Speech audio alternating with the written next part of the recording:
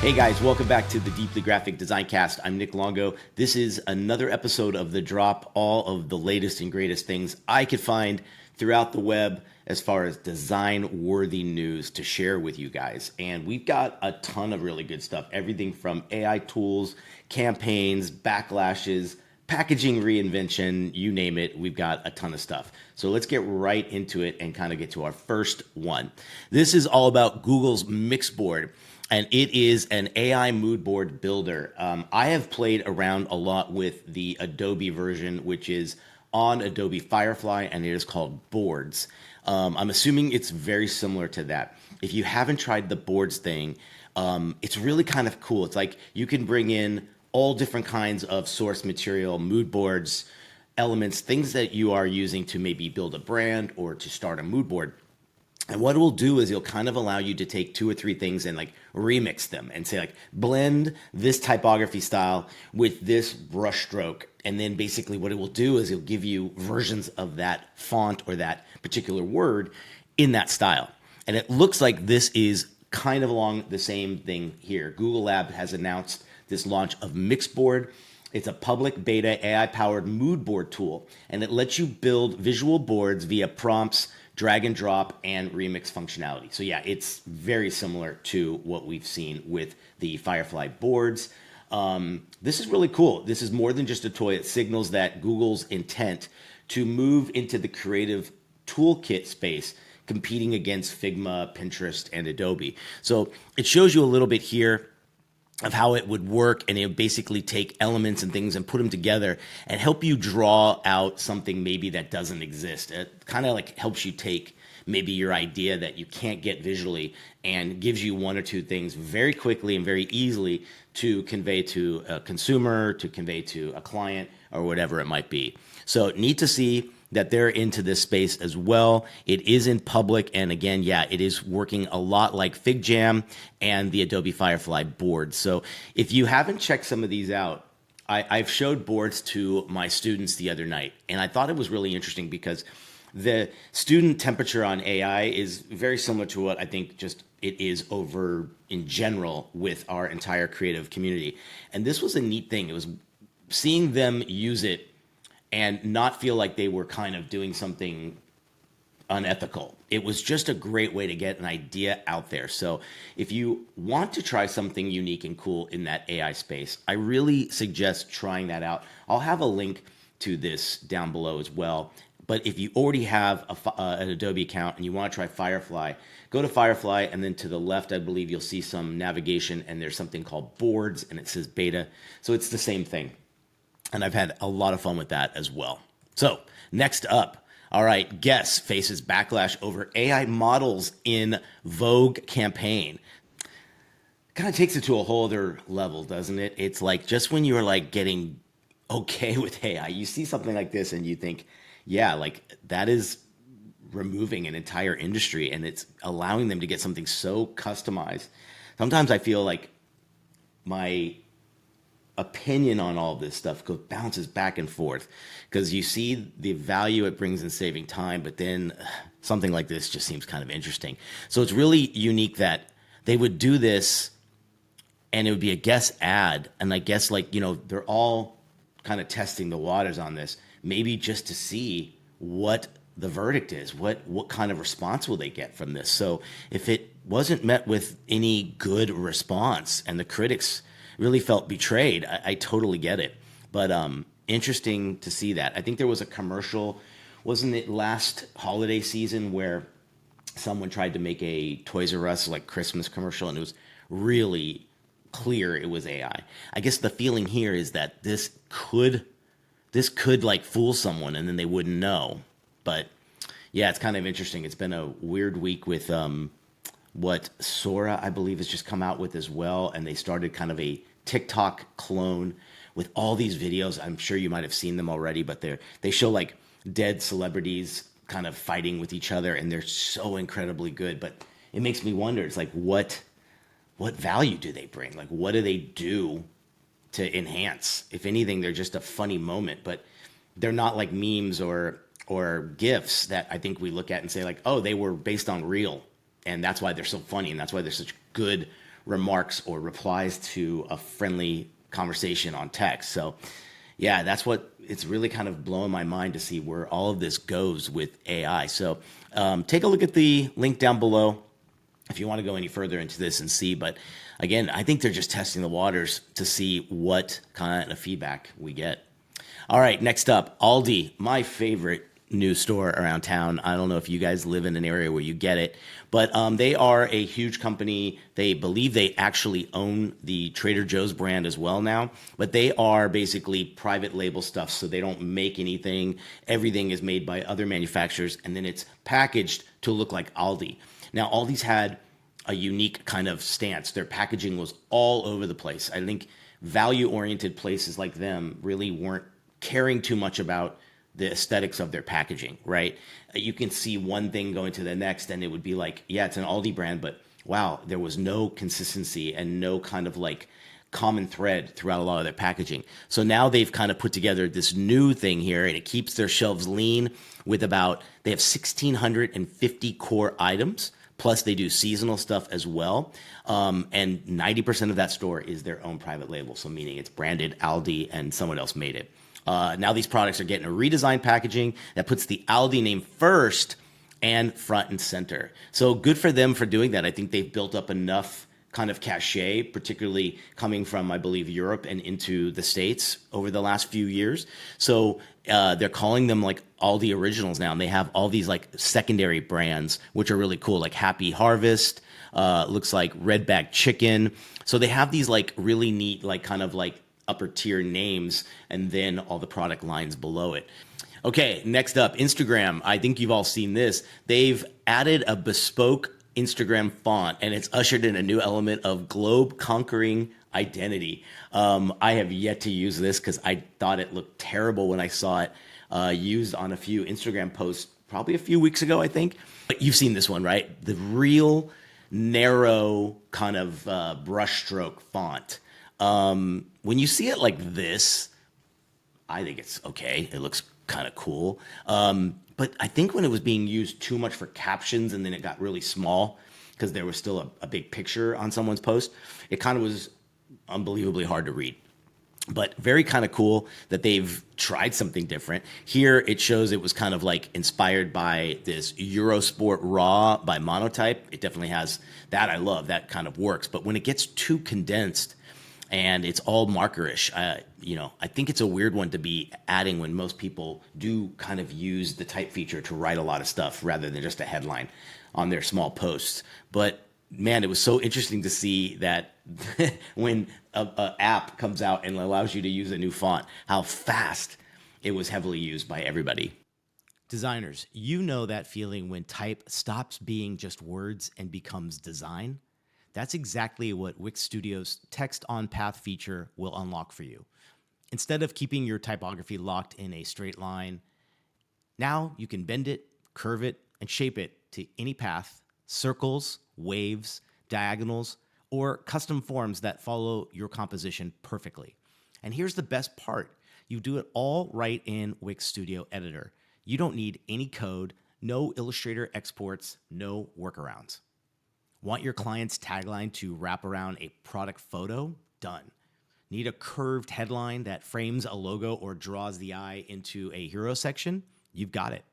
It's all editable text, fully responsive and SEO friendly. So you can change copy or scale the layouts anytime without breaking your design. This is one of those small creative touches that instantly elevates a site's personality. It adds movement, balance, and visual rhythm in a way that static type can just not do. And you're doing it visually. Drag, shape, and tweak until it feels just right. For non-coders, this is typography design at its best. Expressive, flexible, and 100% you. You can make your own words move with intention. Just visit wixstudio.com. All right, next up. Oh, wow, Pizza Hut. What happened? Pizza Hut unveils this U.S. and international logo system. They've unveiled a new logo for its international markets, including UK, Canada, and Australia. So let's see.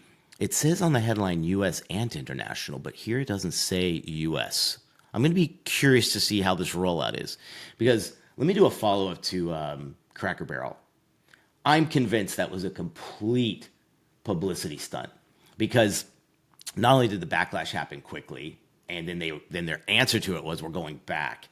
I'm convinced they did not roll that out to any real stores. I don't think I saw anyone covering a real store that had the rebrand. And then after they announced they're going backwards, the next thing they posted was like this dramatic image of them taking the new sign down and putting the old sign back. And I think that was the only installation that was actually even done. So to me, everyone knows them now, and maybe they're on the like cusp of like doing a major kind of like, launch into other territories and other cities across the country. And now everybody knows who Cracker Barrel is, and they know they care about their aesthetics and their, their history and their heritage. So just a follow up on that, I wanted to definitely see. And if you have an opinion on that, please let me know. Because like brilliant maybe, but like also I feel like I'm seeing right through it now. It was too obvious. Okay, so Pizza Hut. Wow. So some have praised this modernized, refreshing take on the iconic red roof, a longstanding symbol, but some say that its strategy to present the brands unify in a global market while still maintaining subtle differentiations, right? So here's what bothered me the most. There's some value here. I kind of dig what they were doing. They italicized it from the old one, which was a little bit more just perfectly straight up and down. This one's got a little slant to it. But the Z's and the U, I mean, they just look amateur. I don't know what the hell they were thinking here. But that Z has the two Z's like should kind of nestle with each other a little bit and have a more even negative space in there. And then the fact that this first Z cuts down the U in Hut, my biggest thing that I saw immediately was, shouldn't that be a lowercase? I mean, everything else, the IZZA is lowercase. The UT should be lowercase. But then, like, they raised up the left side of it, and it feels like a mistake capital U that's been cut off, and then this small t. Like, the synergy was so off on this to me. I was kind of curious as to how that didn't happen. And then there's some weird inconsistencies, like in the U, the way the negative space does. The A doesn't feel, I don't know, it doesn't feel like it got slanted enough in the negative space. Kind of interesting. So there's the old one, US 2019. Here's this new one. Okay, so they're trying to say, I wish they were a little bit more clear, because again, I'm curious to see where this goes. I just love that old one. That old one was, it just hit. It was a playback to the past. It brought back a nostalgic one that they had back here in 1974, all the way up to 99. So, I mean, technically they just brought back, let's see, is there any differences? No, I mean, they just brought it back. Then they had to go through their 90s phase like every other brand. Okay, I've never seen this one, the 2008 to 2010. Interesting. Wow, have they gone through a complete identity crisis? Look at that. Interesting. Every little era has a sign of its times to it. Like the 90s eras, the early 2000s kind of had more dimensionality, highlights, shadows, gradients, multicolor. And then I just wish they stuck with this. If it ain't broke, don't fix it. Hut Wednesdays, live it large. Okay, interesting. They're bringing back, now they're bringing in a whole other font. I mean, they should, if they're going to redo it, like this font's kind of cool. It feels nostalgic. Kind of reminds me of like Sizzler a little bit. That's a great font. Like maybe that should have been what they tried to use. I don't think that blends with this new italic one at all. The problem is like when you use two fonts that are so similar, why are you using two fonts? Like, when you bring in a second one, like make it complementary. Don't make it like a match. It just seems like this font to me would have been awesome. I'm redesigning this because I like that font a lot. That's really cool. Let's see. Was there anything else we missed? Nope. That's it. Yeah. So let's see what they did here. Pizza Hut UK. Okay. So they've completely changed it there. Interesting. Look at that. Announcing it there. I love that new font. That new font is so, look, okay, here's a perfect example. They don't work together. They just don't. Interesting. Okay, now I'm just going to get hungry. So interesting. All right. Well, we took a look there. Wanted to see what was going on there. All right, next up. This one might be my favorite one because I saw this at Staples the other day. They had a little like in-store display for Microsoft, and this idea of they've rebranded all of their Office 365 icons. And this comes on like the heels of what Apple has just done with their liquid glass thing. And I've been doing a ton of research for a class I'm starting in 2 weeks, and it's all about design systems. And yeah, the backlash on the Apple liquid glass thing has been all over the place. And I've talked to multiple people who have switched over. I have not switched over. My phone still has the old one. I have the new phone coming, and I'm a little bit hesitant because people have told me that they're not liking this new liquid glass interface, feeling it's a little blurry, and there's no like kind of like sharp edges to define this and accessibility levels. It just seems like it's did they even think about it? So interesting here, right after it, we get this new Microsoft refresh of their icons. So these are the icons for like Office, Word, Excel, PowerPoint, Outlook, Teams. And this new design brings more curves, vibrant gradients, and a softer aesthetic tied to the Copilot visual identity. And that's what I saw. That's this logo here at Staples the other day. And I looked at it. I was like, ooh, I really like that. It just had a Microsoft-ish look. It felt like it has been it's part of their family. And then all these new ones, they all have kind of what look like this curved thing where things are contained or things are kind of like dimensional. And I think there's a really nice kind of vibe there where it brings a unity there. So fluid form, vibrant colors. When it comes to outsized impact, it's hard to debate the almighty icon. No bigger than a postage stamp. Very true. These tiny symbols are gateways to the entire experience. I love that. That's a great line I'm going to start using for logo design. Tiny symbols are gateways to the entire experience. And I think that's so true. I always say like logos are almost like the handshake to the rest of the conversation. But that sounds even better. By evoking emotion, sparking curiosity, and giving intuitive guidance, they make technology more accessible and approachable. So that's pretty cool. Here's a whole system of them there. Not clickable. Let's see if we can get, oh, there we go. Okay. So is this old versus new? I'm saying this is before and after. Perfect. Man, that is gorgeous. I'm digging that. This is so well done. I think it's the perfect evolution, and it's more inviting, it's more welcoming. I think there's having more of this heavy drop shadow here shows so much more dimensionality. And look at the shadow that the icon itself casts on the grid. That's really cool. This just seemed maybe first try, like, oh, I'm digging this vibe. Can we take it any further? So I love where that's gone on the Word one. Look at these. Oh, these are gorgeous. Yeah. And I love the way they presented these. Wow. That's really, really something. It feels like a digital studio where this was crafted or this was made. It's really, really nice.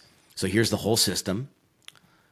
Interesting. Quite a good evolution for them, I got to say. So kudos to Microsoft. I'm sure it was probably done in-house, I maybe with the help of something. This is on their site, Microsoft.design. I'm dropping this into my class because this is so, look at that. These are great. They're so friendly and just so inviting. I mean, yeah, at the Outlook one with the mail, that looks so good. I'm liking this more and more and more, and I'm not really a Microsoft user in any way. So good for them. I think this is great. Why it matters, it's the first full icon design since 2018. That's not that long ago. It shows how product design and branding are merged into AI branding. This really was inspired by the Copilot, which is their version of like ChatGPT or OpenAI. Great for designers to study consistency, systems in design, and user perception. I think that's true. A little snippet there. Next, Microsoft rolled out this new one. thicker, softer curves, bold gradients, ties to the Copilot. It isn't just a facelift, it's a statement. Productivity tools are also style statements. For any designer working in UI or brand systems, this is one to check out. And so I totally agree. Man, this was really, really cool. Good for them. We have one last one, and I think I saved one of the best ones for last. I should have done this one last because this is so good. I'm so excited for this one. Really awesome. I will check it out even more. Okay, the last one. This is another one, another rebrand out of the blue. We've been seeing a lot of these, in the last few weeks. This one is Starburst. Joy squared. Okay, so I wonder if that is kind of a new version here. So Starburst, this is via Straightforward Design Agency. They unveiled a refreshed brand identity and packaging system to aim for clarity, growth, capacity, and better shelf presence. Yeah. Bullseye. I mean, shelf presence right now, even in these brands that have been around for decades, they're competing against so many young startup brands. I'm sure you guys see it when you go to the store. These ones that are legacy, been around for again, decades, compared to new ones right off the bat, there is such a drastic difference in almost any industry. You can look at shampoo, you can look at supplements, you can look at candy, and there's something right next to it now that is so hip and so design centric that a lot of these brands kind of do fall to the wayside and kind of like look too commercial, and they're saying too much. So here, Straightforward took this iconic brand and basically took it. They said the competition is very crowded. And they totally were feeling that. To fuel our fresh TikTok fandom, we needed to embrace the excitement and create future-proof appeal. So we rebuilt the brand, the entire world, around what makes Starburst unique.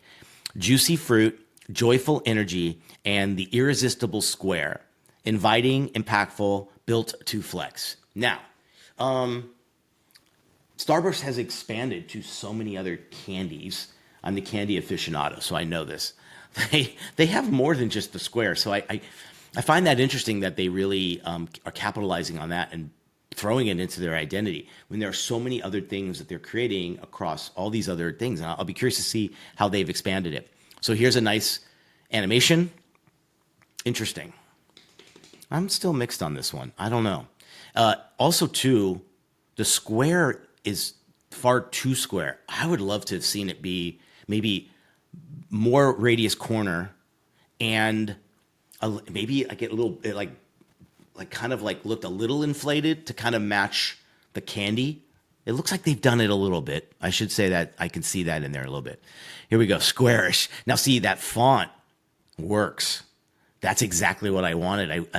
More radius corners and a little bit more like it's been inflated. I do love that. I'd love to see what Starburst looks like in that font, because that's, again, like kind of similar to what we saw with Pizza Hut. You have this font that's your logo or your word mark, but then you're using this great font that almost competes against it, and I actually like better. Okay, cool. Ooh, great illustrations. A unique spin there. I would say they look a little more real than most other candy brands. I think a lot of candy brands, like, purposely animate their fruit and food imagery because they are mostly like, artificial. There's nothing natural about them, but this is kind of cool. I like that. Really unique take on that. Here's the new bags. Okay. I don't know if I would actually see these in the store and go rebrand. Like, what do you guys think? I feel like it's a refresh. I know it's a total rebrand, but I think I would see these in store and not think of it as a refresh or a rebrand. I do like how they have this like all pink, and you see all pink squares, and then you see original, meaning the collection. It's a variety pack, and you see that. That's kind of cool. Helps you easily understand there. Perfect. So now you got gummies. You got some of the other stuff in here as well. The mini Starburst, you got a lot. Wow. Digging that secondary font. That is really, really cool. I'd love to see that used as Starburst. Cool. Great illustrations there. Nice.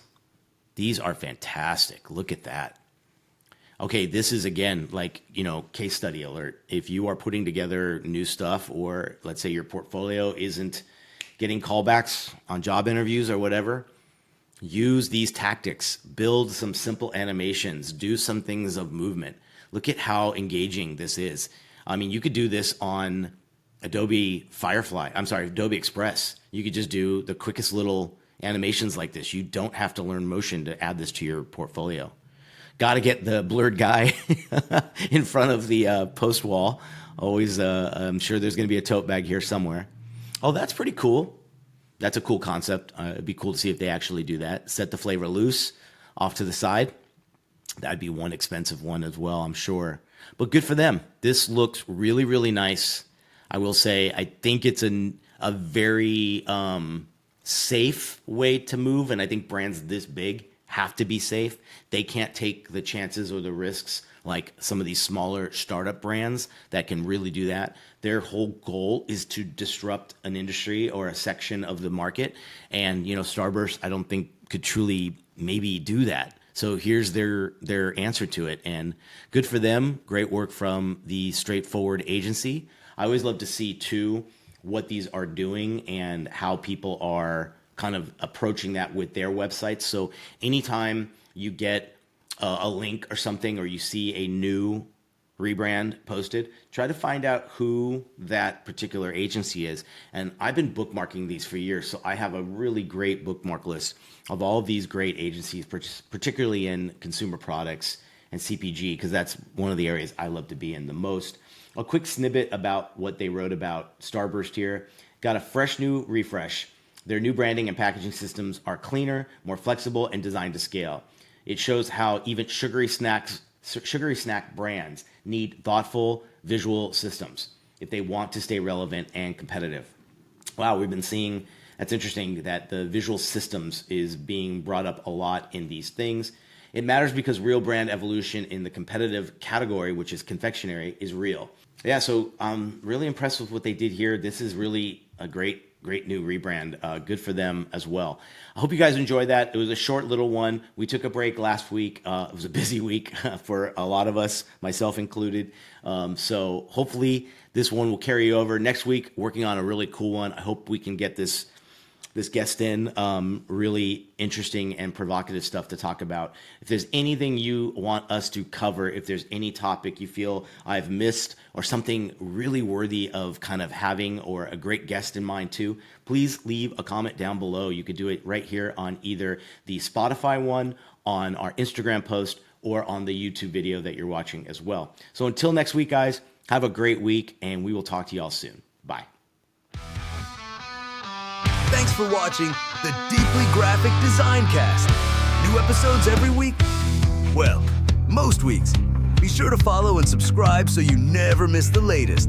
Now shut this off and go design some damn magic.